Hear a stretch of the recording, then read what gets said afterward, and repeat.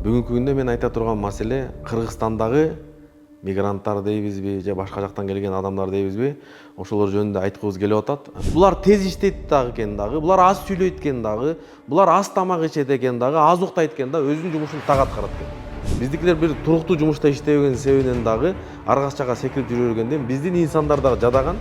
Бүгүнкү күндө аз коркунучтуу нерсе биздин өзүбүздүн Кыргызстандын ишкерлери Индустандан, Пакистандан жумушчуларды алып келип иштетүүдө. Себеби кыргыз суббота воскресенье иштебейт, понедельник күнү кыз сатуу, туугандар жакынкы 4 жыл 5 жылда кыргыздардын бар жумушу жок калат.